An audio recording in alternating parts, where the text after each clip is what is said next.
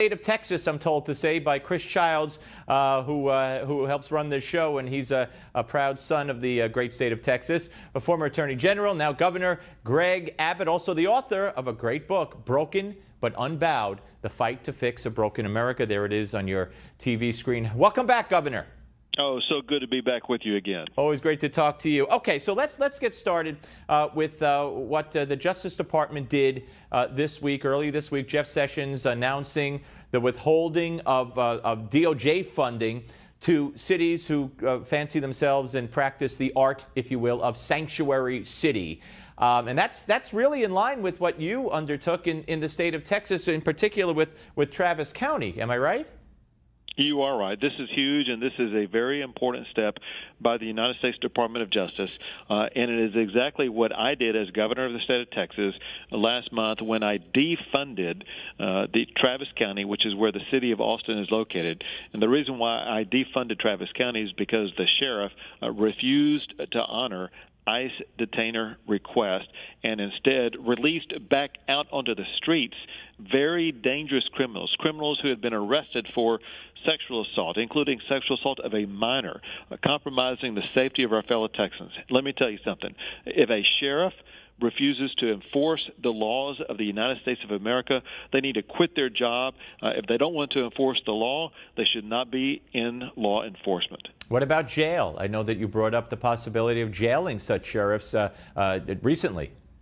We have, and it's a two-step process. One is, as governor, I could unilaterally use my office to take funds away from Travis County that had been previously granted to them under governor's grants for criminal justice reasons, and we defunded them to the tune of more than $1.5 million. In addition to that, we've been pushing a piece of legislation in Texas that is going to pass, that I will be signing into law, that imposes even sterner penalties on counties. It will include things such as further defunding them. It will impose fines, and it could impose jail time for these sheriffs to enforce the laws. Oddly enough, these sheriffs could wind up behind the very bars they are releasing these criminals from. That is, and you know, here's the argument that I hear from the Nancy Pelosi's of the world, and I guess some of the governors as well. And we've already had the governor of, the mayor, I should say, of New York City, of Los Angeles, of Chicago, already come out and say, oh, no, I don't care. We're going to fight to get those funds. But here's this incredibly insane argument. We want to make sure that the illegals, they don't say illegals, are okay with reporting a crime. So if they see a crime, we don't want them to be afraid to go to the police. I mean, that is the most ridiculous thing I've ever heard of, at the expense of having all these people in who some are going to commit felonies and murders and rapes, and some are potentially going to commit them. But you want to make sure that they feel comfortable enough if they see a crime to report it. I never heard such nonsense in all my life.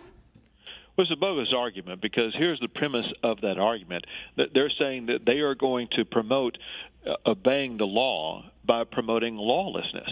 And so it's a flawed strategy, but the flawed strategy is proven by Nancy Pelosi herself because of what happened to Kate Steinle near Nancy Pelosi's district.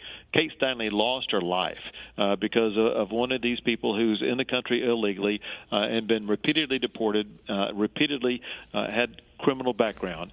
And this is something that Americans cannot and will not tolerate, and that is crime by public policy because of neglect of enforcing the rule of law. America is a nation based upon the rule of law, and these liberals who are abandoning the rule of law are compromising the safety and well-being of our fellow Americans, and Texas and the Trump administration are not going to tolerate it. Yesterday, Donald Trump, again in keeping a campaign promise, signed an executive order which rolls back and reverses, I think, 6 key Obama-era repressive regulations regarding the environment, which he claimed, would help end global warming, or whatever they call it these days. And that's got to be good news for all of us, but especially good news, I would imagine, for the state of Texas.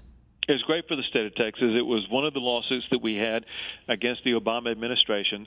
The large umbrella component of it is called the Clean Power Plan. The Clean Power Plan pushed by the Obama administration, first of all, was completely unconstitutional because it was the EPA imposing regulations that were way beyond the bounds of the authority of the EPA. But secondly, most importantly for your audience, and that is this Clean Power Plan pushed by the leftist Obama agenda was going to cost you, your listener, your viewer, it was going to cost them a lot of money because it was going to jack up the prices of power, jack up the prices of things like electricity and heat, etc., all because of a ill-defined leftist agenda. What this does is it returns to the marketplace issues like power and power generation and returns common sense to the power system in the United States of America, as opposed to us being compromised in our ability to access power in the coldness of winter or the heat of summer. Now we will be able to generate power and provide access to power for all of your listeners to make sure that our economy runs the right way. All right. Now let me ask you about your re-election.